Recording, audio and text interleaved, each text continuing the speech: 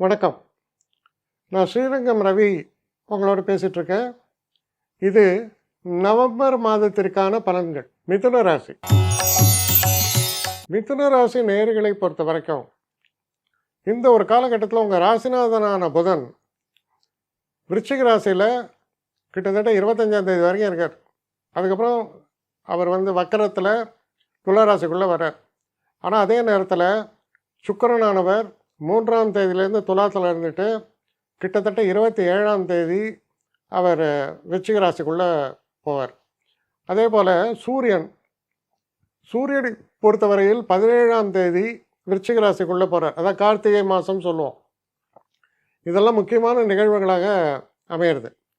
இப்போது உங்கள் ராசியை பொறுத்த வரைக்கும் உங்கள் ராசிநாதனவன் எங்கே இருக்கார்? 6ஆம் வீட்டில் இருக்கார், கூட செவ்வாய். அப்போது இந்த காலகட்டத்தை என்ன சொல்கிறது? கொஞ்சம் தடைகள், நிதானமாகத்தான் நீங்கள் செயல்பட முடியும். நிறைய தடைகள் வரும். ஏன்னா உங்கள் ராசிநாதன் 6ஆம் வீட்டில் இருக்கார். ஆனால் தன வரவு எப்படி இருக்கும்? சீராக இருக்கும். முக்கியமான செலவுகளுக்கெல்லாம் பணம் புரட்ட முடியுமா? நிச்சயமாக புரட்ட முடியும்.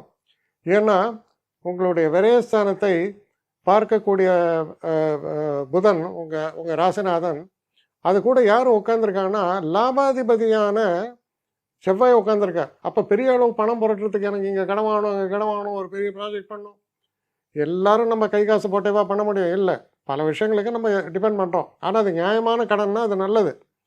அப்படி நியாயமான கடன் இப்போ பேங்க்கில் எனக்கு ஒரு 7% வட்டி, 8% வட்டிலாம் கிடைக்கிறது. அப்படிப்பட்ட கடன் நான் சொல்கிறேன். அது மாதிரி வரத்துக்கான வாய்ப்புகள்லாம் ரொம்ப சிறப்பாகவே இருக்குது. தொழில் ஸ்தானத்தை பொறுத்த வரைக்கும் எப்படி இருக்கும்னா, ரொம்ப ரொட்டீன் அஃபேர்ஸ். எனக்கு பெரிய மாற்றங்களும் இல்லை என் தொழிலில் உயர்வும் இல்லை, மாற்றமும் இல்லை. அது பாட்டுக்கு அது ஓடிட்டுருக்கு. அதான். அப்போது எனக்கு ரொம்ப சலிப்பு தட்டுறது. நான் பண்ணாதீங்க, பொறுமையாக இருங்க. சலிப்பு தட்டுறது சொல்லி ரிசைன் பண்ணாதீங்க. பண்ணிங்கன்னா நாளைக்கு உங்களுக்கு அடுத்தது கிடைக்காது. கொஞ்சம் தொல்லைகள் அதிகம். அதில் கவனமாக இருக்கணும். அது இருக்கும். அந்த ஒரு ஏரியா அப்படி தான் இருக்கும். அதுக்கப்புறம் நீங்கள் பாருங்கள், 5ஆம் வீட்டில் சூரியன் நீச்ச பங்கமாகிறார். என்ன காரணம்? சுக்கிரன் கூட இருக்கிறதால நீச்ச பங்கம். 17ஆம் தேதி அன்றைக்கி அவர் 6ஆம் வீட்டுக்கு போய்டுவார். இப்போது உடல் ஆரோக்கியம் சம்மந்தப்பட்ட விஷயங்களில் கொஞ்சம் கூடுதல் கவனம் தேவை. 2-3 ஏரியாவில் உங்களுக்கு அஃபெக்ட் ஆகும். ஒரு ஏரியா என்னென்னா, இந்த தொண்டை பகுதி. இந்த காலமும் ஒரு மாதிரியான ஒரு வெதர், ரொம்ப வெளிநாட்டில் ரொம்ப மைனஸ்லேயே போயிடும். நம்ம ஊர்லேயுமே கொஞ்சம் மழை சீசன், நிறைய பிரச்சனைகள் உண்டு. அப்போ இந்த மாதிரியான ஒரு வெதர் கண்டிஷனும் காரணமாக இருக்கலாம். இந்த காலகட்டத்தில் இந்த தொற்று வியாதிகள்லாம் வரும் அப்படின்னா நீங்கள் கொஞ்சம் ஜாக்கிரதையாக இருக்கணும்.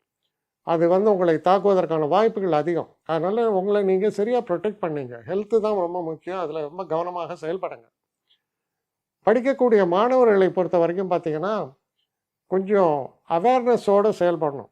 இல்லைன்னா என்ன ஆகும், இந்த சொல்லுவாங்க முயல் தூங்கி ஆமை ஜெயித்த கதை அப்படின்னு, அது மாதிரி ஆகிடும்.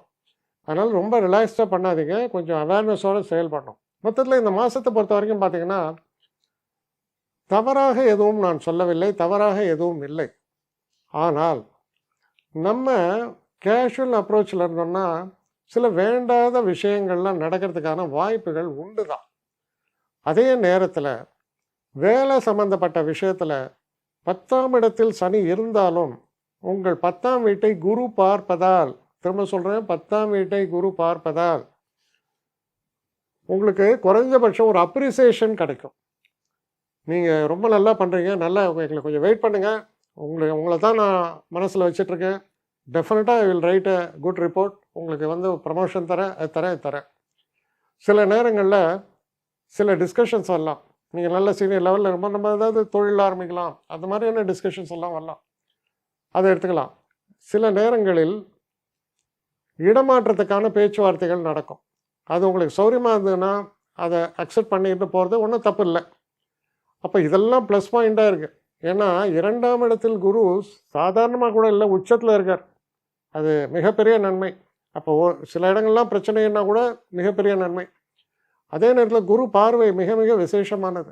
6ஆம் இடத்தை குரு பார்த்தார்.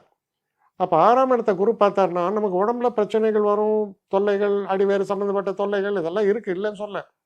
இது ஏற்பட்டால் சரி, ஒரு கரெக்டான டாக்டர், கரெக்டான வைத்தியம் கிடைக்கும். ஏன்னா குரு பார்த்தா வழி பிறக்கும். அப்போ ஒரு விஷயம் நடக்காமல் தடுக்கலை, ஆனால் அதை நியூட்ரலைஸ் பண்ணுற மாதிரி நன்மைகள் ஏற்படுறது. அப்போது பல நாட்களாக பிரச்சனைகள், உடல் ஆரோக்கிய பிரச்சனைகள், அதெல்லாம் கூட தீரக்கூடிய ஒரு காலமாக இது அமையிறது. அதே மாதிரி பேசும்போது யாரையுமே வசப்படுத்தக்கூடிய அளவில் உங்கள் பேச்சு திறமையாக இருக்கும், நல்ல ஒரு அர்த்தம் பொதிந்ததாகவும் இருக்கும்.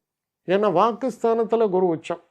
ஸோ இதெல்லாம் நமக்கு அட்வான்டேஜாக இருக்குது. அப்போ தேர் ஆர் டிஸ்அட்வான்டேஜஸ். ஆனால் அதை ஓவர் கம் பண்ணுற அளவுக்கு நல்ல அட்வான்டேஜ் இருப்பதால் உங்களுடைய சிறு முயற்சிகள் உங்களுக்கு பெரிய அளவு வெற்றியை தந்து உங்கள் தடைகளை எல்லாம் நீக்கக்கூடிய ஒரு மாதமாக அமையும். என்னை காண்டாக்ட் பண்ணணும்னு நிறைய பேர் நினைக்கிறீங்க.